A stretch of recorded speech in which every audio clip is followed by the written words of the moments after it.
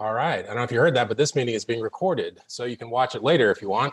My name is Chris King. I'm the president of the Democratic Business Council of Northern Virginia, aka DemBiz. Thank you for joining us on this Monday morning. Slightly different time than we normally do these webinars, but we are very happy to be joined by Delegate Lee Carter, who is running for governor.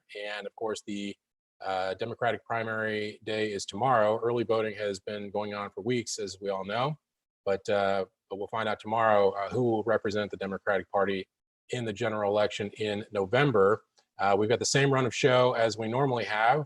I will ask some questions to Delegate Carter, and then I'll open it up to questions from you, the audience. You can type those into the Q&A box at the bottom of your screen. I want to acknowledge our sponsors and benefactors, as always. They are Carlos Del Toro, Luana Russell, Lori McNamara, Tom Greason, Montez Anderson, Michael Cook, and myself. So I want to thank everybody for their support. Always want to encourage people to join DemBiz. You can do that at dembiz.org. That's DEMBIZ.org. And we would love to have you be part of the organization, and look forward to seeing everybody in person. It looks like we're kind of turning the corner on this pandemic in terms of being able to gather in groups again. So hopefully we'll be back in person in Northern Virginia before too long. So with all that said, wanted to introduce my guest today, who is Delegate Lee Carter, who represents Virginia's 50th district in the Virginia House of Delegates. He is a former Marine. He is also an electronics repairman by trade. And we've got a lot to talk about. We're going to talk about business. We're going to talk about the election. We're going to talk about the Democratic Party. We'll talk about COVID and a bunch of stuff. So Delegate Carter, great to meet you, and thanks for joining us. Yeah, of course. Thank you so much for having me. All right. So the first question we're asking everyone is, why are they running for governor? Well, the moment that we're in is one where, we're really sort of restarting from a complete shutdown in a lot of ways. And we have this opportunity, it's not only coming back after the COVID restrictions, but also coming back after the Trump era. And we have this opportunity right now to decide sort of what the future of the Democratic Party is going to look like and what the future of Virginia is going to look like. And it's the fact that we're in kind of that hard reboot moment that makes this moment perfect for a large break from the way that we have been doing things traditionally that have not worked for a lot of people. So on issue after issue after issue, I sort of drilled down to what the core of the problem that people across this Commonwealth were facing is, and did not hear any of the other candidates talking about the issues in a way that addressed the core of the problem. So on healthcare, I heard a lot of talk about making adjustments to our healthcare system that still rely on private insurance, but I didn't hear anyone talking about a universal healthcare program like most of the other countries in the developed world have, that guarantees everyone can see a doctor. On housing, I heard a lot of people talking about putting more money into the Affordable Housing Trust Fund, but I didn't hear anyone talking about cracking down on real estate speculators and making sure that housing is used as a vehicle to actually shelter people rather than primarily as a vehicle for the wealthy to make money.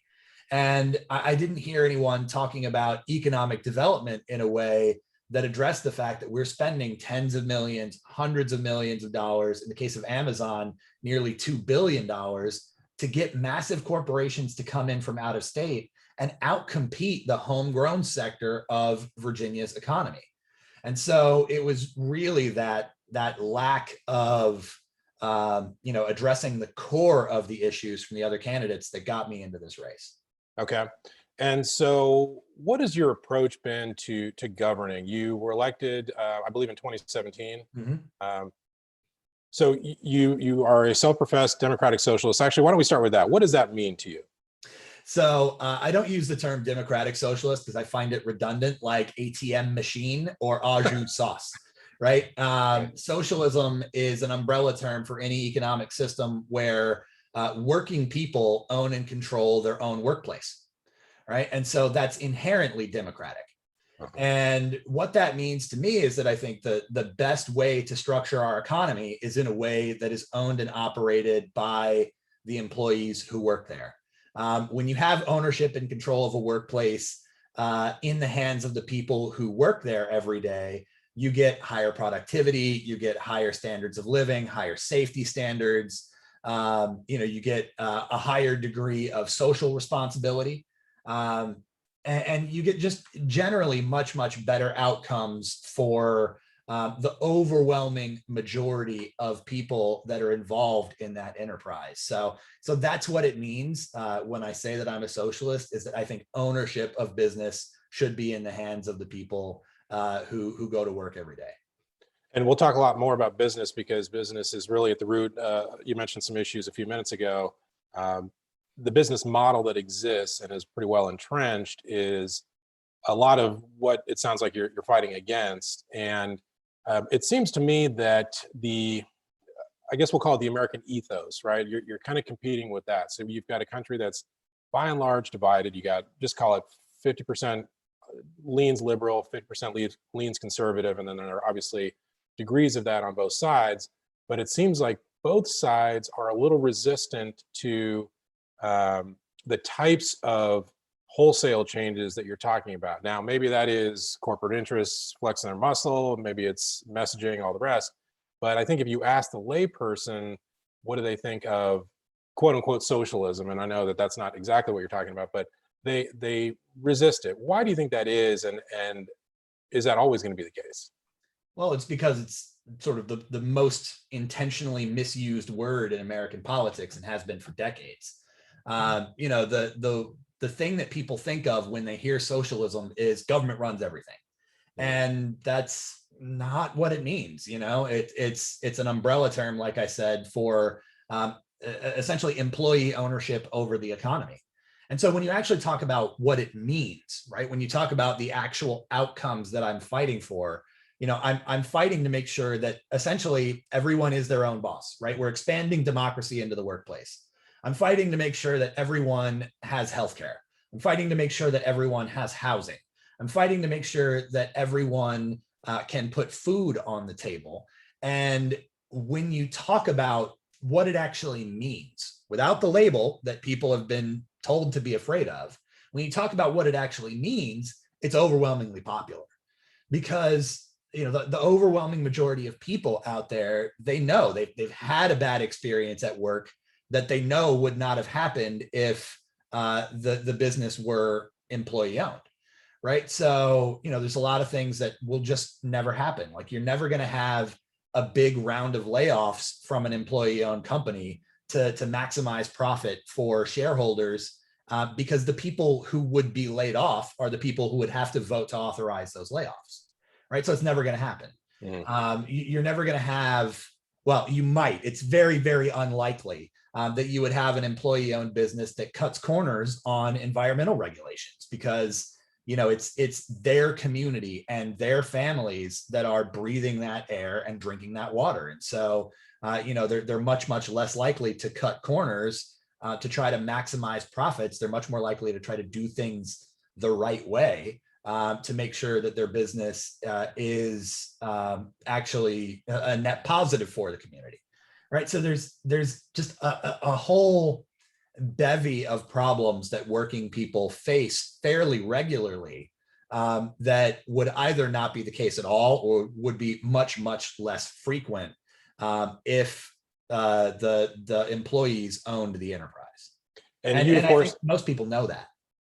And you, of course, are a legislator. So what is your practical approach to moving the ball at the court in the way that you're talking about from a policy standpoint? So the biggest thing is, yes, I'm one of 55 Democrats in the House, but I am one of one socialists.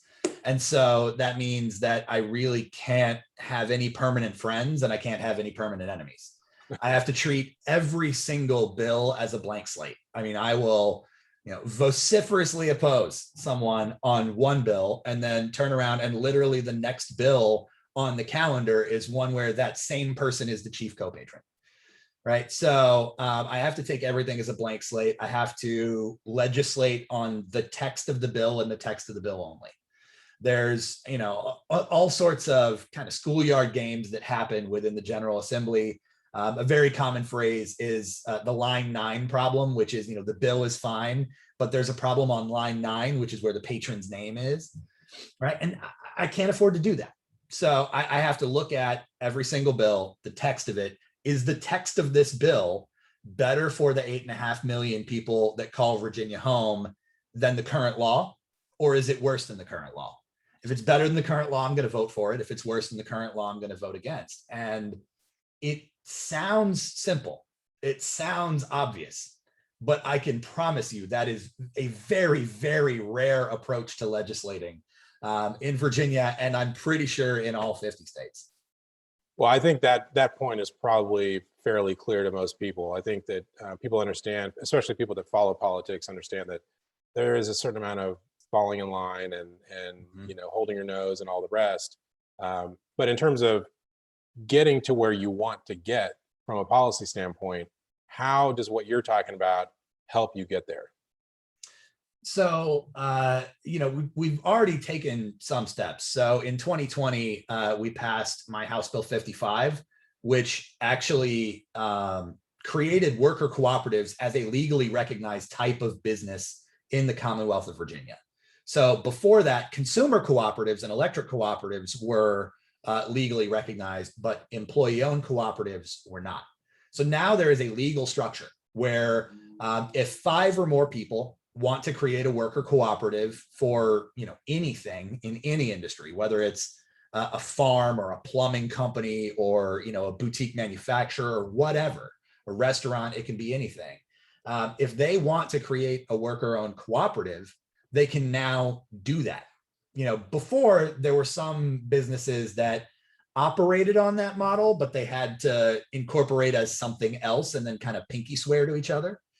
Now it's actually legally recognized. So, they can go to the State Corporation Commission. You've got that checklist of different structures, and you can check worker cooperative as a structure that you want to be governed under. And that makes it a lot easier when they're going to a bank or probably a credit union to try to get financing, to try to get that startup capital. It makes it a lot easier for them to explain it to the person on the other end of the desk who's making the financing decisions, because they don't have to explain that gray area away anymore. It's, our business plan matches our articles of incorporation perfectly, and we can get financed. And there's a lot of examples of that being a problem in the past. One of the biggest examples was down in Virginia Beach a few years ago. The Farm Fresh grocery store chain closed down a bunch of locations. And the employees there tried to create cooperatives so they could purchase the locations and continue operating them, save their own jobs by buying the stores that were going to be closed out. And they were unable to get financing because of that mismatch. So, they created the cooperative, they went down to the bank, and the bank said, you're telling me this is how you're going to do things in your business plan, but it doesn't match your articles of incorporation, and I'm not willing to take that risk. So it makes it a lot easier for cooperatives to get financing. It also makes it a lot easier to adjust, some of our economic development incentives to where if we want to make it a priority to create more employee-owned cooperatives, we can now do that, right? We can, it's a legally recognized category. So we can create a fund specifically for, zero interest loans or grants to new employee-owned cooperatives, whereas that was not really possible before. So it opens a lot of doors, and now it's all about making sure that people know that is an option, that they can get together as a group and decide to be their own bosses together, and really encouraging people to do that, to take that step, and unlock that kind of entrepreneurial spirit that I think most people have, but that has been shut away from the overwhelming majority of Virginians. And how long has that been an option again? That's been an option since July 1st of last year. Okay.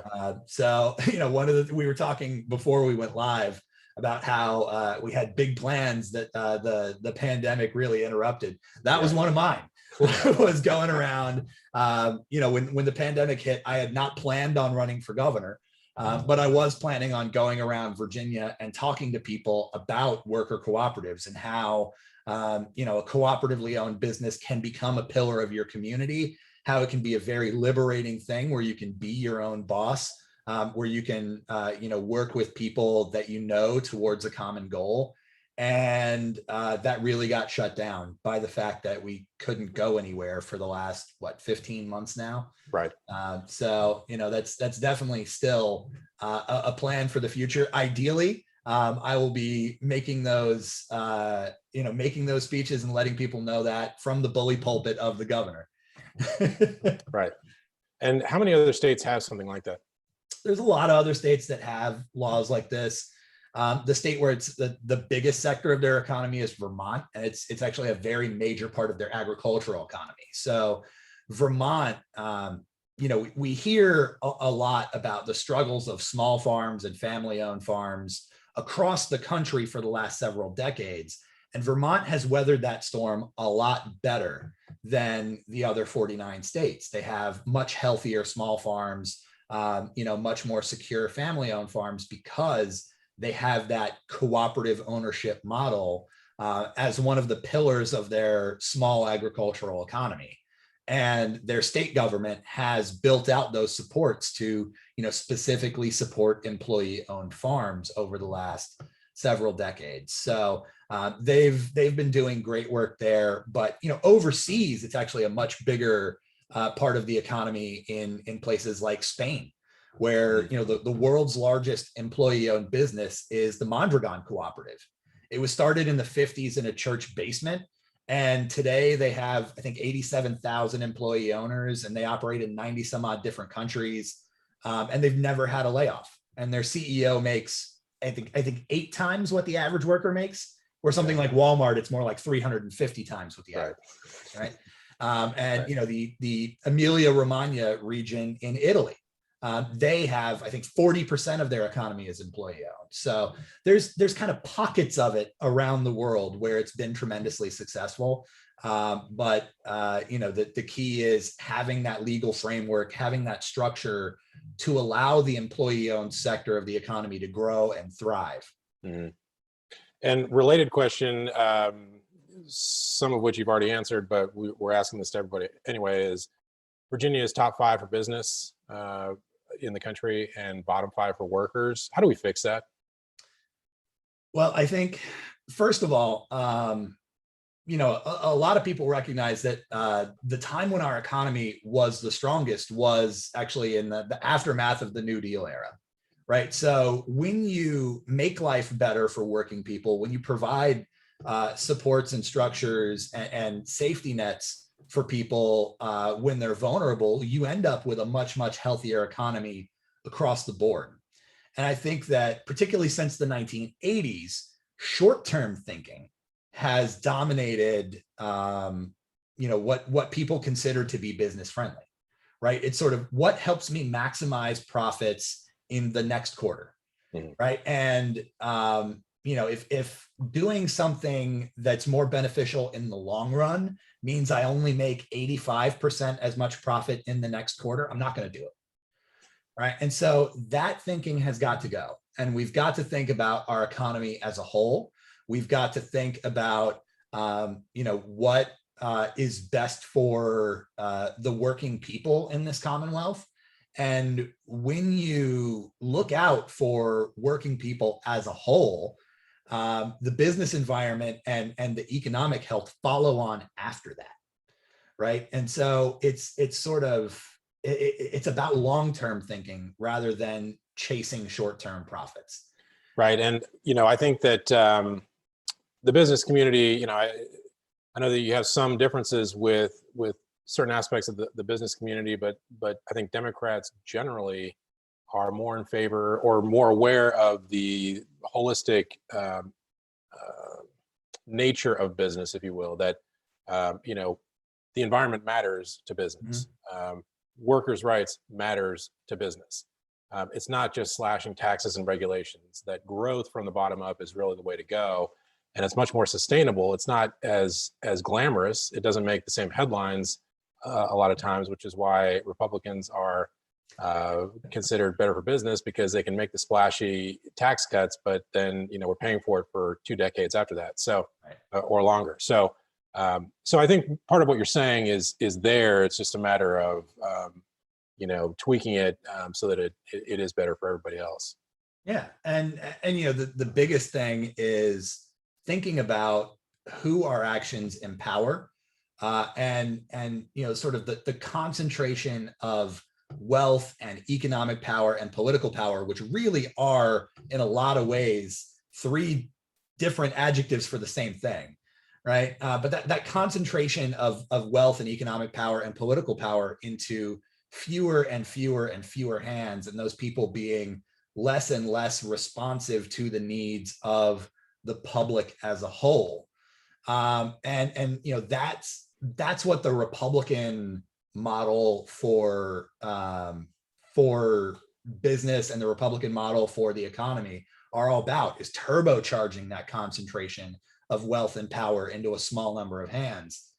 Whereas my approach to economic development is about distributing that wealth, distributing that economic power, putting more people in charge of their own lives, putting more people in charge of their own economic destinies, and not having communities dominated by economic decisions that are made by people who in a lot of cases have never been there. Mm-hmm. Right?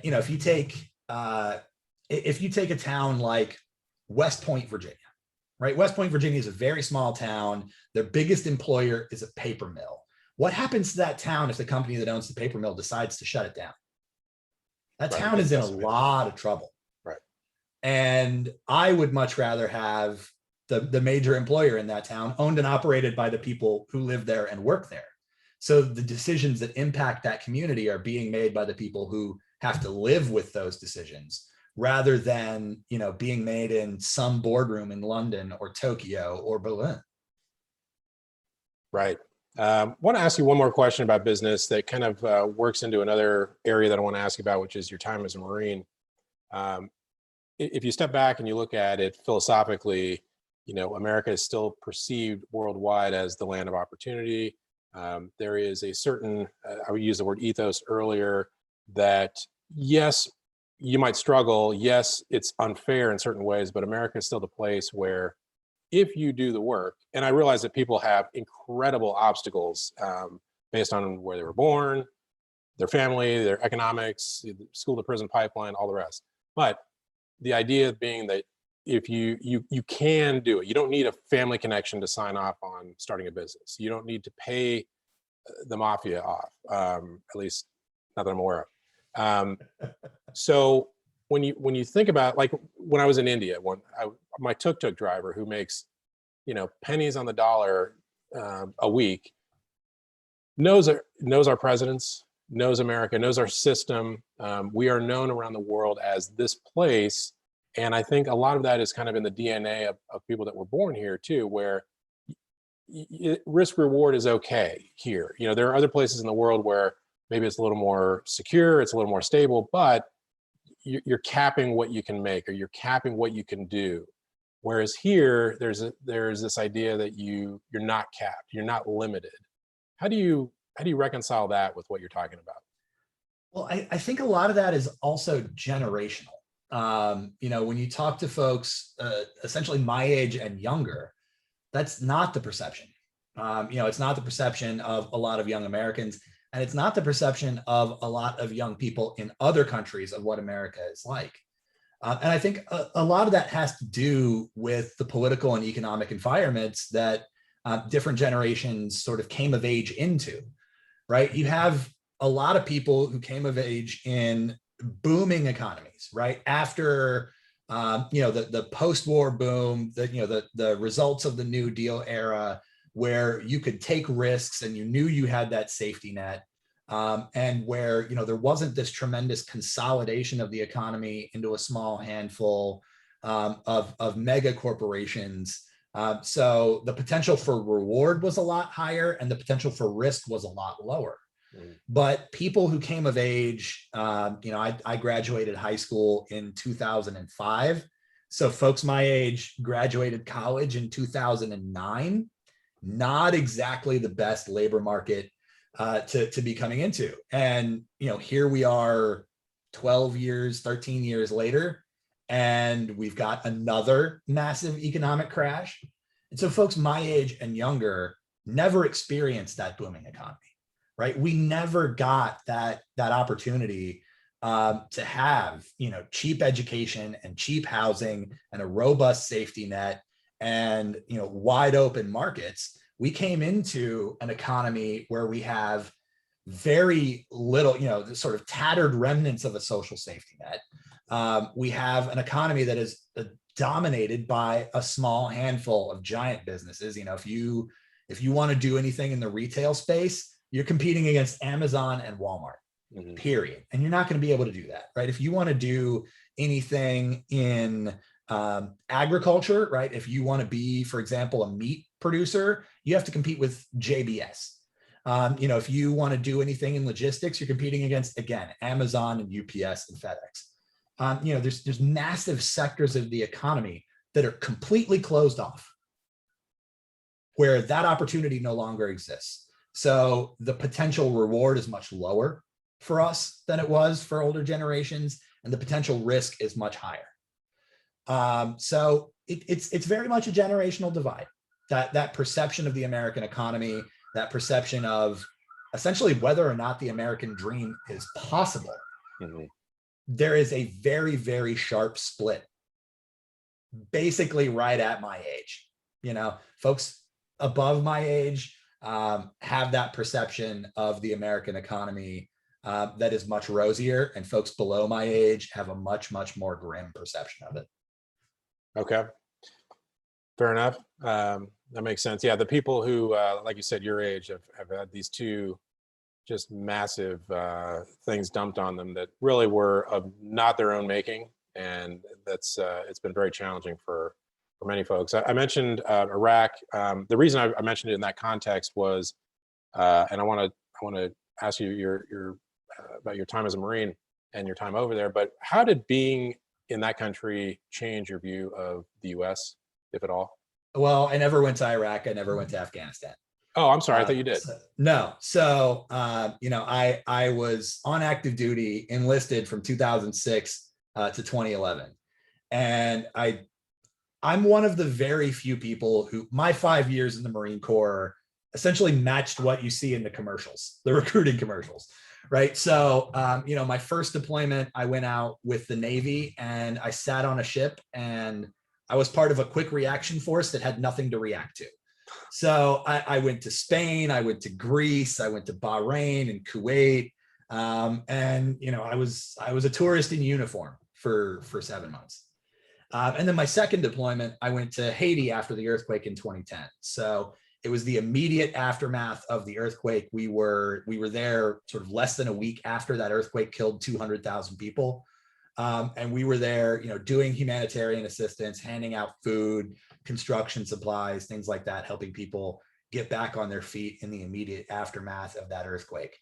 But it's a very, very common story that people who have been in the military, when they come out of the military, their perception of the world is very different, right? They either go all in on the experience of, the American military is 100% good and it has to be because I was a part of it, or they actually analyze what the American military does overseas. And what the American military does overseas, by and large, does not match the recruiting commercials. It's unfortunate, but it doesn't. And it's a very old story. When I was in boot camp, they made us memorize the name Smedley Butler. Any Marines that are watching this, Smedley Butler. You probably remember a drill instructor screaming, 2 Marines with 2 medals of honor. And you had to shout back, sir, 2 Marines with 2 medals of honor are Dan Daly and Smedley Butler. But what they don't tell you is that Smedley Butler, after he retired, after 36 years in the military, he analyzed his entire career and he came to the conclusion that war is a racket. He actually wrote a book by that name, War is a Racket, where he talked about, he spent 36 years of his life essentially securing the economic interests of American business as opposed to the well-being of people in the countries that he was sent to. And I'm of that mold, right? That was my takeaway from my time in the military, was I felt the recruiter lied to me, the commercials lied to me, the news lied to me, and 5 years of my life was taken up by an institution that did not match, the reality did not match what was on the label. Do you regret joining? I have very, very mixed feelings about it. So like I said, I'm lucky I never went to Iraq. I'm lucky I never went to Afghanistan. I'm very grateful. I know that my personal time and my personal experience in the Marine Corps, because of that humanitarian action in Haiti, was a net positive for the people that I crossed paths with. But I know that that is not the case for the overwhelming majority of people who spend time on active duty in the military. Okay. It should be, but it's not. Right. Well, and I've seen that what you're talking about, that there are differing views of people that come out of the military and have different views on what they've done, the importance, and in some cases they've concluded the non-importance of what they've done. So that makes sense. I had mainly intended the question from an economic standpoint. I guess I should have clarified that a little bit, but what we were talking about earlier. No, that's I mean, what you said. I want the actual answer. So, but in terms of what we're talking about as far as opportunity and the place that we call home, did it change your perception of when you came back? Did you think, oh, I appreciate this place more, or did you think something else? So the one thing that the military does very, very right is providing, standard of living for even folks at the bottom of the ladder within that institution, right? From the moment you enlist, you have guaranteed healthcare, you have guaranteed housing, and you have guaranteed, food and water, right? And guaranteed work. And that's very, very enticing for a lot of people who are in desperate situations, or like me, I graduated high school and just didn't know what to do. And, I'm from a military family. So it was this sort of thing that it's just what you do. If you're a Carter, you join the military. But I left the Marine Corps and came, to work in the civilian sector, fixing cancer therapy equipment, and very quickly found that that is not the case for the overwhelming majority of people in the American workforce. Housing is extremely precarious for a lot of people. Healthcare is extremely precarious for a lot of people. We have 700,000 and some change Virginians who have no health insurance whatsoever. We have upwards of 1 million Virginians who have health insurance, but their deductibles are so high, they can't afford to use it. Whereas when you're on active duty, if you get sick, if you get hurt, you go to medical and they fix you, and that's it. Right. So it definitely informed my opinion of what sort of the standards of living and the standards of a social safety net and the standards of a working environment should be. And, I think that everybody, you shouldn't have to join the military to get that sort of dignified life out of your work. Okay. Switching back to politics, what would you say is your proudest legislative achievement? So I think my proudest legislative achievement, it's kind of a close call between, being one part of a massive. You can give a top two if that's easier. Yeah. So, being one part of a massive team of people that got Medicaid expansion passed. Because there are about 500,000 people who have health insurance now that would not have it if we hadn't passed that. And then the insulin copay cap that I got passed last year. That was my bill. We were able to cap copays for insulin products at $50 for a 1-month supply. I wish that we had authority over federally regulated plans. So unfortunately, it doesn't apply to everyone in Virginia, but for the thousands and thousands of people who have state regulated health insurance plans that were struggling to afford insulin before, they they don't have to go to the pharmacy and get a bill for $600, $700, $800 for the medicine they need to stay alive. It's $50 now, right? How did you get that done? What's that? How did you get that done? The biggest thing was just recognizing the moral imperative behind it, right? And the moral imperative behind it was kind of hard to argue against. And it's actually a shining example of my approach to bipartisanship, which is I feel like a lot of Democrats, when they think about bipartisanship, they think I need to make this bill something more like a Republican would write. And that's how I'm going to get Republicans on board. And more often than not, that doesn't happen. Usually what happens is if you take a step towards the Republicans take 2 steps away from you and say, why aren't you compromising? Right? So instead, I went the other way. And I wrote a bill that is just good on its face, very obvious, with a fairly overwhelming popular demand behind it. People that have diabetes or have a family member with diabetes and that are struggling to pay for their insulin. It's a very large constituency that exists in every district throughout the Commonwealth.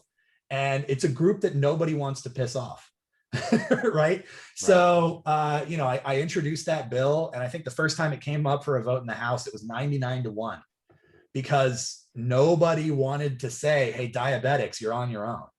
Right. So that's my approach to bipartisanship is sort of going the other way and making the bill so ambiguously good for so many people that Republicans have no choice but to come on board. So you're running in a Democratic primary. I know that you said that you're sort of a party of one in certain ways, but you're running in a Democratic primary. First of all, good luck tomorrow. I hope that the campaign has gone the way you wanted it to. I know that COVID has interfered with everybody's ability to get out and shake hands and do the rest.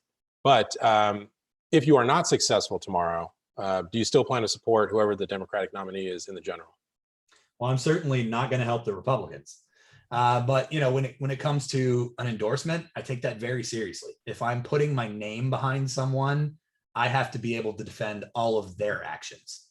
And frankly, with the other 4 candidates in this primary, if I thought they were good enough on policy to put my name behind, I wouldn't have run. Because I don't really want the spotlight. I just want people to not have to, struggle to afford a doctor. I want people to not have to struggle to put a roof over their head. And if I can get that accomplished without putting myself in the spotlight, without being, this target for the other side, I'm going to do that.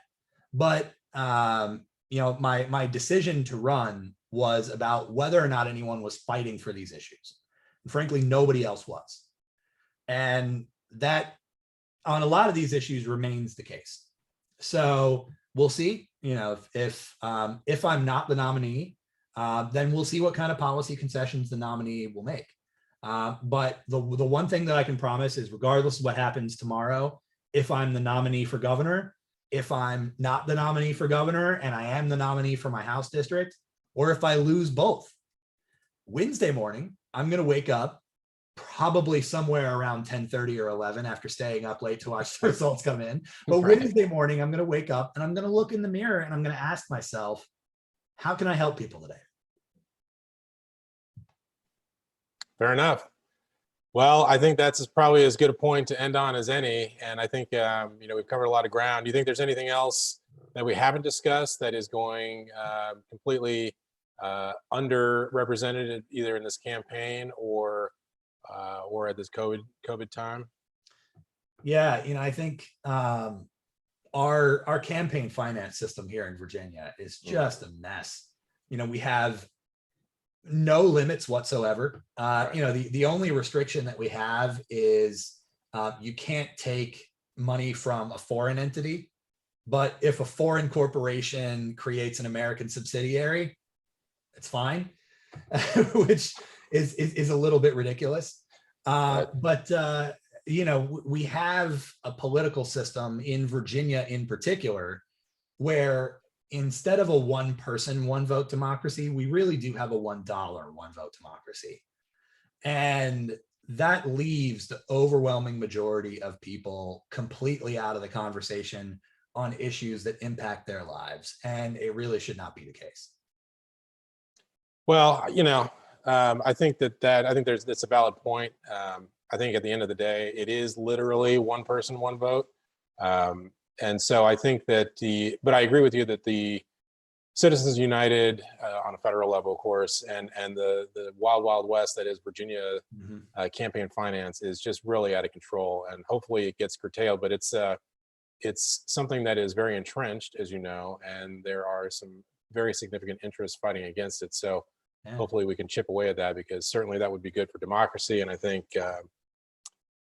it would be a lot healthier as a response. Of course, the hardest thing to fixing that, like the biggest obstacle to fixing that, is the fact that the people in the General Assembly who would have to vote to fix it are by definition the people who have benefited the most from it being broken. So it's kind of, it's definitely an uphill fight, but it's going to take massive public pressure. It's going to take millions of Virginians demanding a change in our campaign finance system. Well, it's certainly worth fighting for. That is one of the existential issues, I think, nationwide. I consider that, and also partisan gerrymandering, to be existential threats, probably over the long haul, certainly, to the American system of government. But I have my thoughts on the redistricting amendment, but that is another interview entirely. Right.